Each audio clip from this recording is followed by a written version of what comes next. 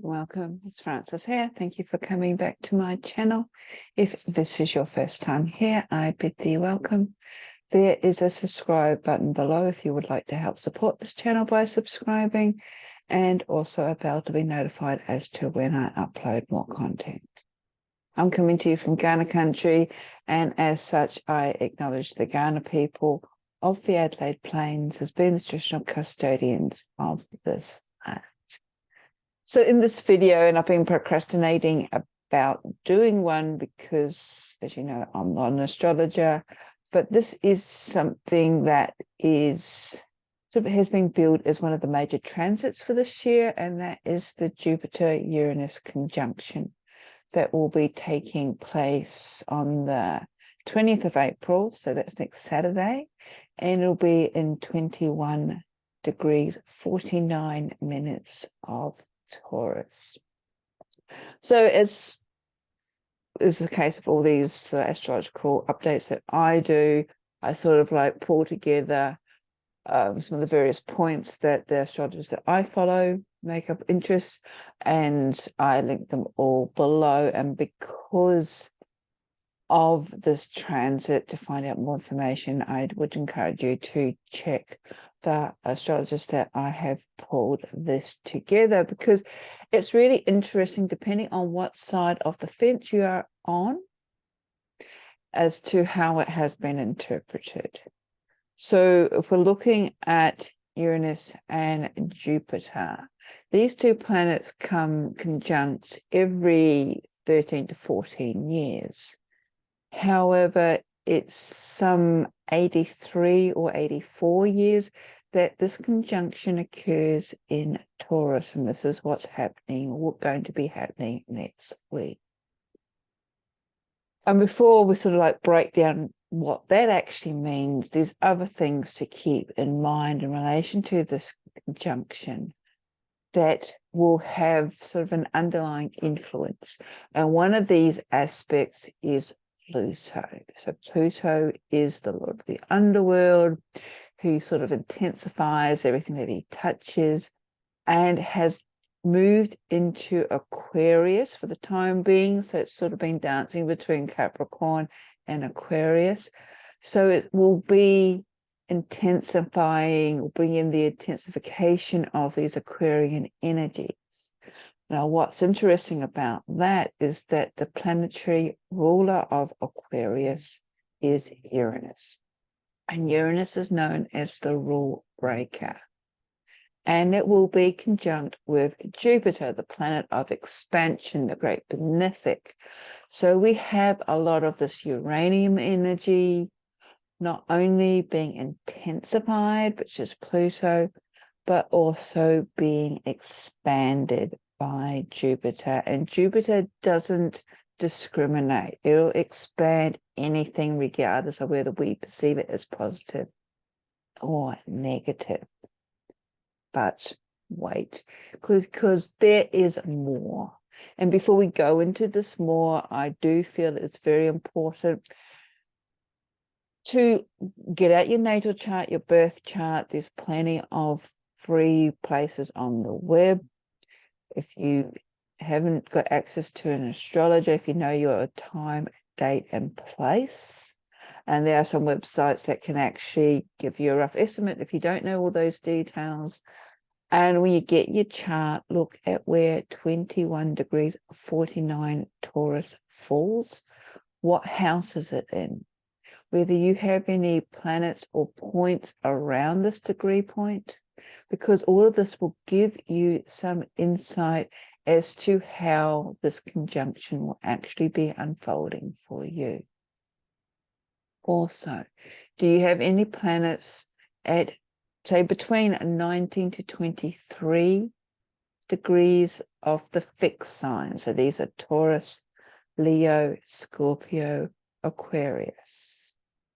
And if so, then there is a possibility that you will feel this conjunction a little bit more intensely than some other people. And also the same applies to if you, or where your earth signs are. So Taurus is an earth sign, but also Virgo or Capricorn. especially if they are hitting this degree point.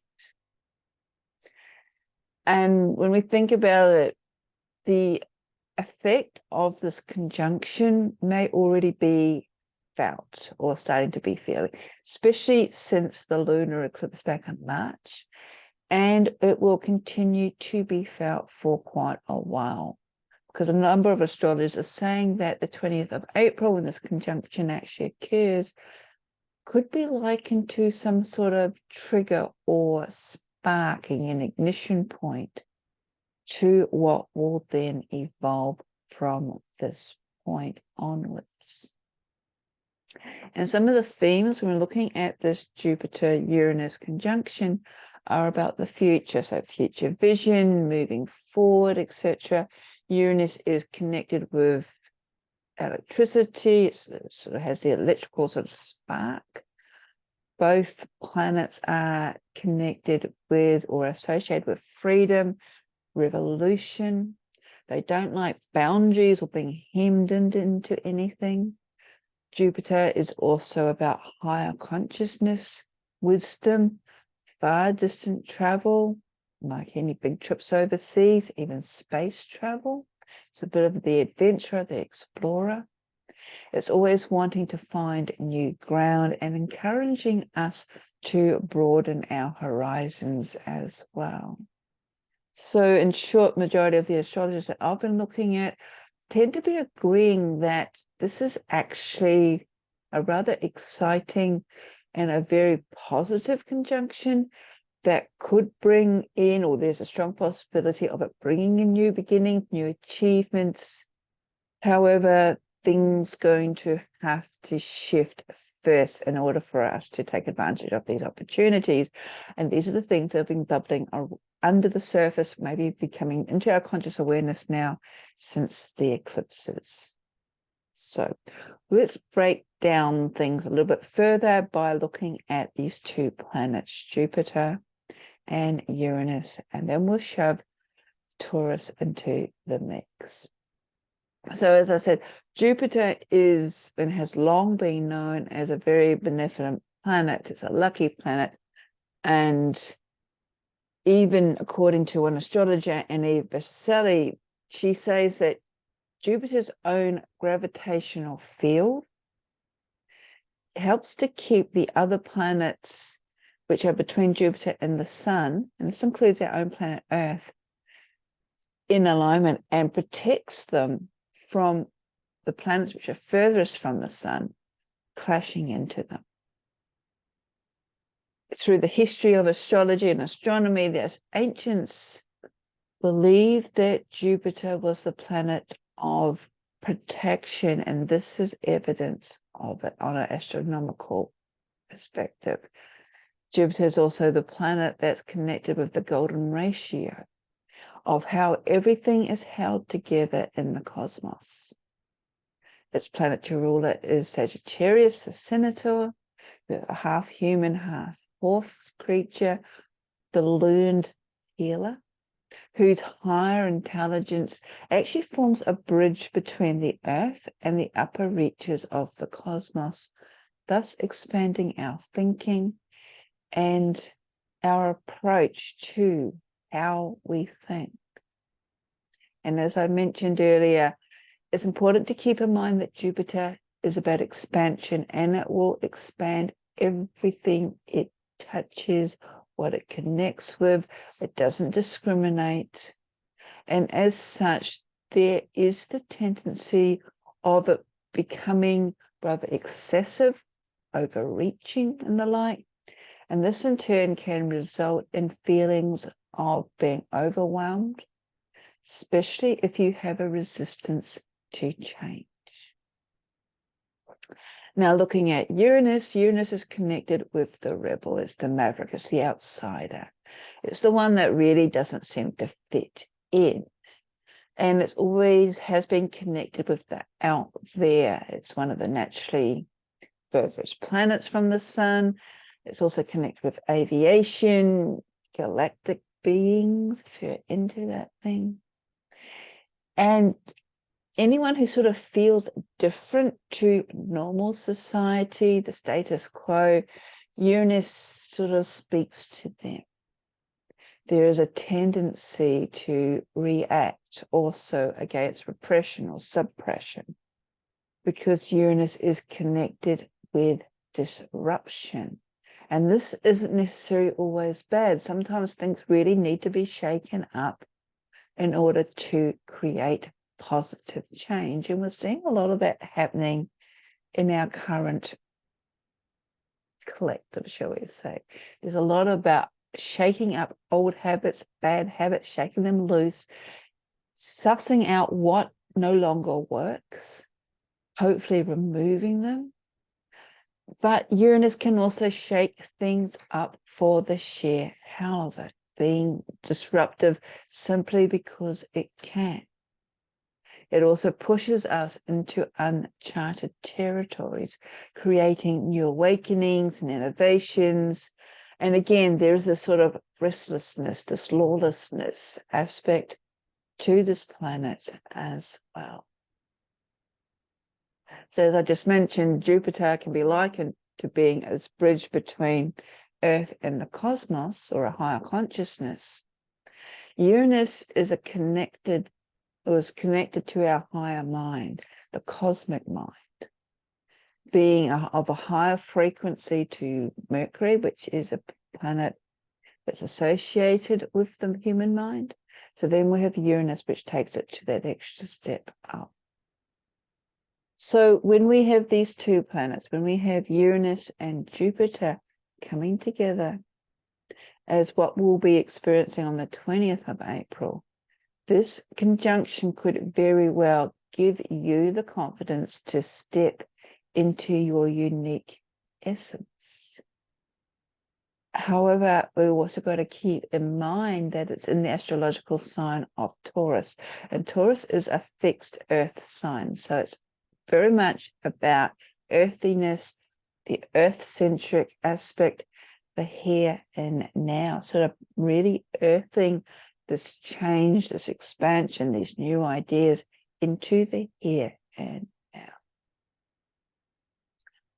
So some astrologers that I've been looking at have been suggesting that there's a possibility of spiritual awakening, bursts of energy, even Kundalini activations, where this higher level of consciousness or knowledge, which is Jupiter, could be likened to, say, a lightning bolt, or electricity, which is Uranus, flashing through this physical body, Taurus, and thus bringing awareness to the physical consciousness, these bolts of insight, of awakening, lightning.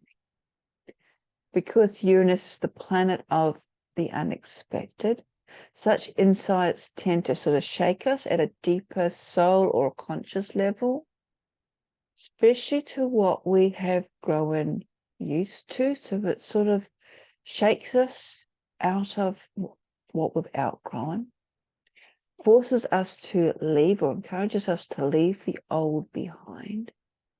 It shakes us out of what we've grown out of. And it also gives us a sort of feeling, a desire to do a little bit more risk-taking, to become the Fool in the tarot card, and taking that first step into the unknown, no matter how hesitant we may be, but taking that first step. With Taurus being connected with this physical earth, there could also be an increase in seismic activity. And in fact, we've already been experiencing this little groundbreaking. We've had the Taiwanese earthquake of 7.4 magnitude the other week. Then last week, New York City experienced another earthquake of, I think, around about 4.8, also a lightning storm. And you may have seen some rather amazing photos on the internet of the lightning flash being captured as it appeared to be coming out of the Statue of Liberty's flame. Now, lightning is connected with Uranus. And again, as I've mentioned, Jupiter tends to be indiscriminate when it comes to expanding things. And then we have the Taurian Earth connection. So while that's sort of settling in, there are other aspects to Uranus, and that really have been so highlighted over similar conjunctions in the past. And one in particular is Uranus is connected with the youth, to sort of shattering belief systems or changing belief systems, sort of a disruption, rebellious nature to it. And when it's coupled with Jupiter, this could relate to freedom, people taking back more power, especially from more controlling organizations, corporations, governments, etc. Now, what's really interesting is that in 2010 or 2011, between June 2010, July 2011, this was where there was the last Jupiter-Uranus conjunction. And this was known as the Arab Spring. And this conjunction happened first in Pisces and then 0 degrees of Aries due to the retrograde cycle. And at that time, we saw a change happening not only in Egypt, but across, there was quite a few countries, Arabic countries, where there were a lot of demonstrations against the government, largely started by the youth, and which tended to be organized by mobile phones. So technological innovation that's governed by Uranus. And it was done this way so it could be kept under the radar of the old leadership, the old government.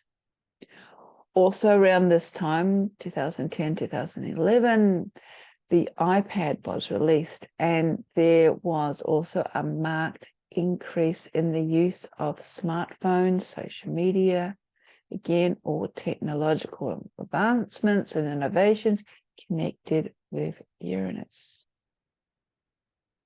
If we go back to another conjunction between Jupiter and Uranus in 88, 89, they were together in Libra.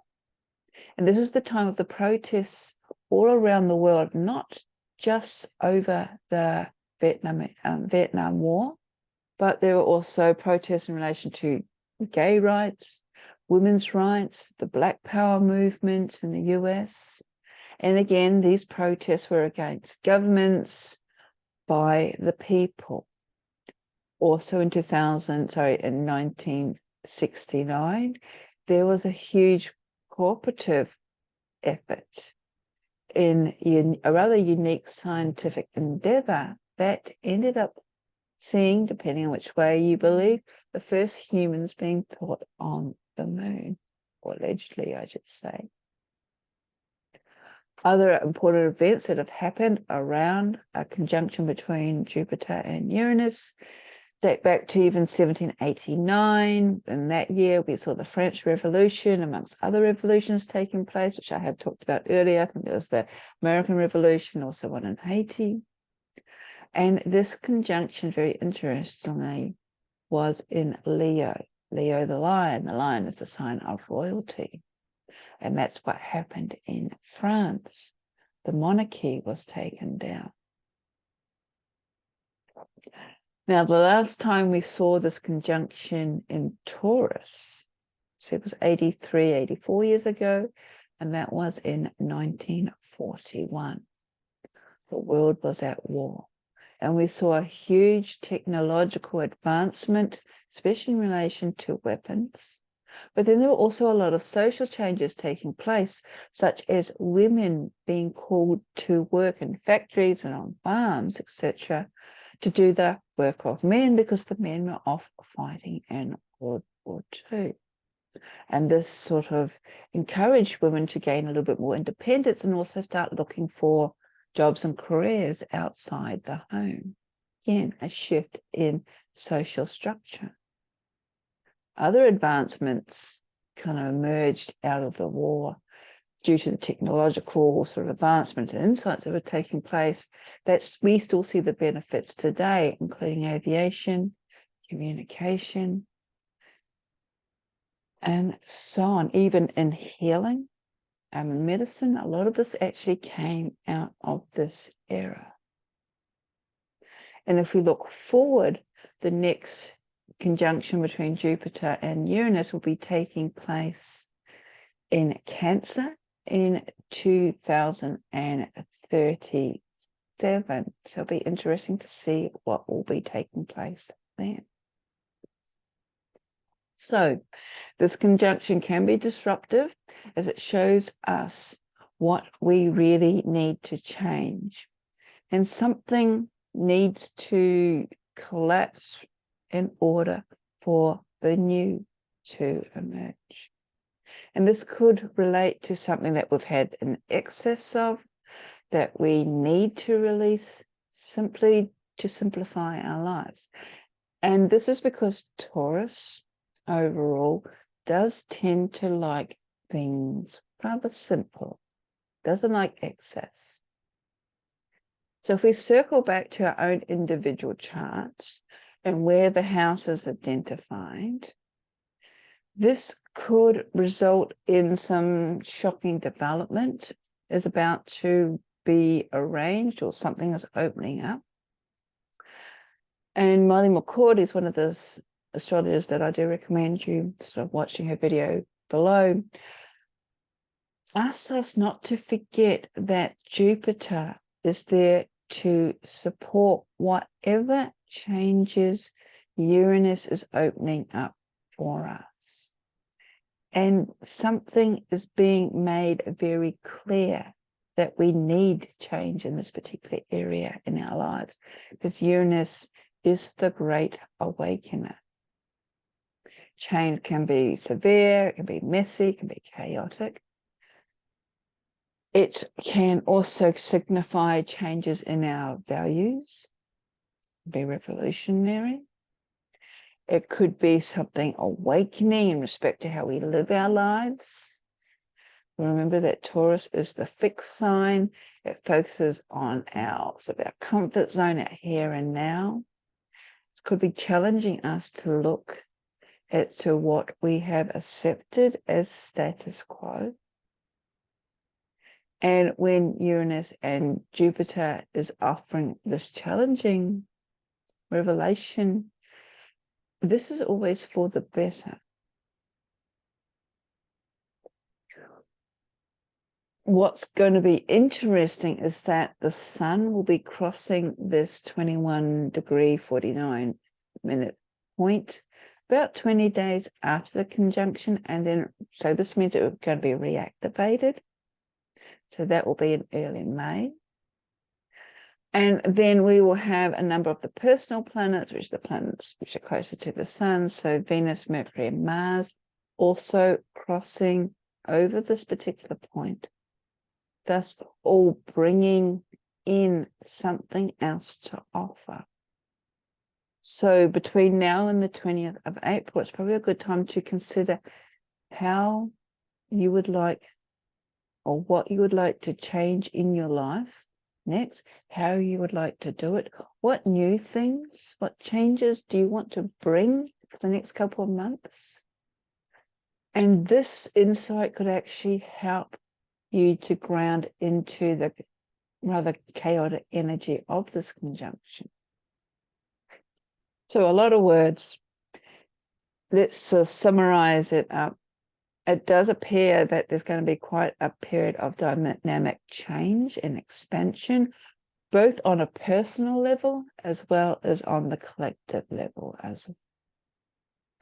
It could be an opportunity to break free from the old or the restrictive way of doing things in order to embrace a new way. Do we have a proposed alternative way of doing things? Are we going to try something new? These are questions to ask yourself. How are you like with change? Such a conjunction between Jupiter and Uranus could be seen as a catalyst to achieve this sort of new sense of freedom, especially from limiting belief systems or outdated structures or even social norms that have been sort of pinning you in. You might even find yourself being drawn to do something which may be even unconventional to you, or how other people see you or expect things done from you. Also keep in mind that Uranus can bring up a lot of buzzy, scattered energies due to these sort of lightning insights and quantum leaps, I guess, in conscious awareness. So it is important to ground, to center, to connect with the earth, to be in your mind and not to be so scattered all away with the fairies. Simple things like going barefoot on the earth, like a tree, meditate, even if you do a bit of yoga, even standing in Tadasana, which is like the standing position, and then focusing on your feet and a connection with the ground. Because as we move through this conjunction, if we place our intention, especially in the practice of mindfulness, being in the here and now, the scattering effect of Uranus will be able to sort of filter through, and we will be able to make more sense of it.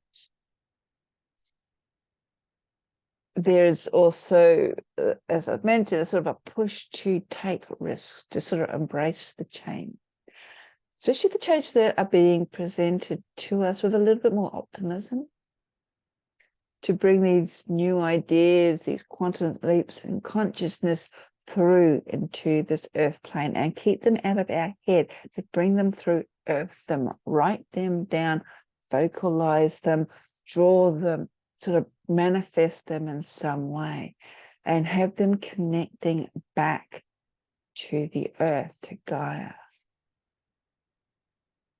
Then on the other hand, if change is not your thing, you may actually find this energy a little bit too much.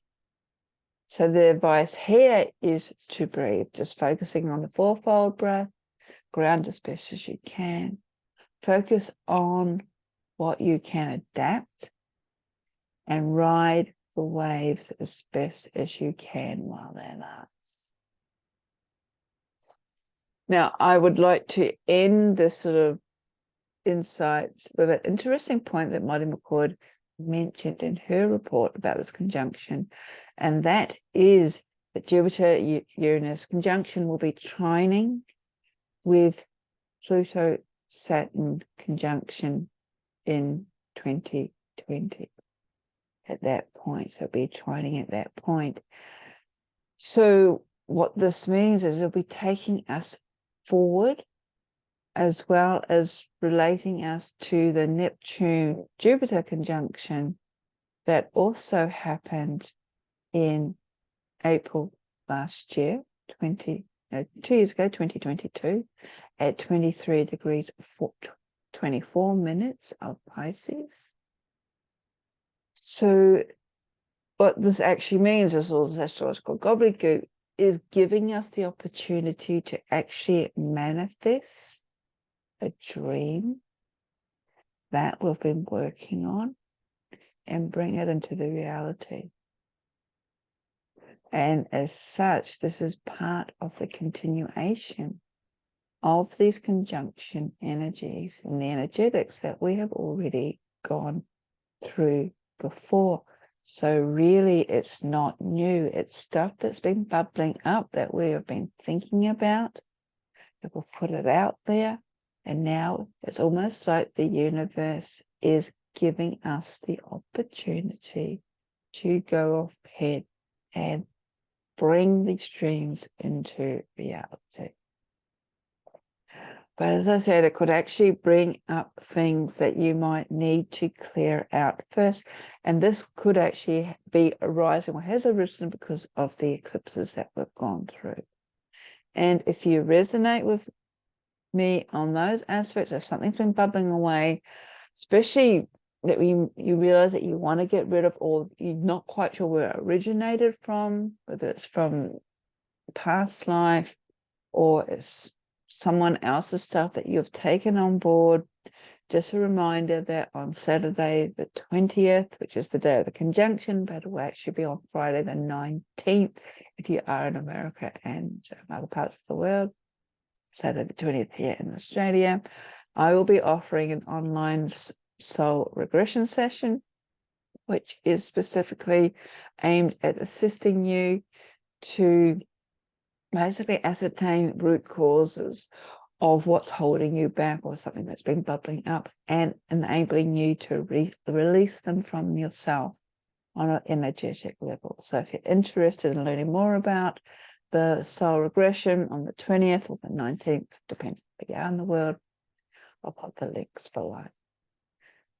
So that's quite wordy, and I hope you have found this of interest. As I said, I'm not an astrologer, so do check out the links to the astrologers whose insights I have used to prepare for this video, because they are the experts. And if you can find similarities, or you want to share something, please put the comments below, especially if there's anything that's been coming up since the last lunar eclipse. I do go back and read all the comments. And again, if you haven't already done so, if you would like to subscribe to this channel, this is how you can support this. So take care. Start looking at your chart to see where this conjunction is. Blessing.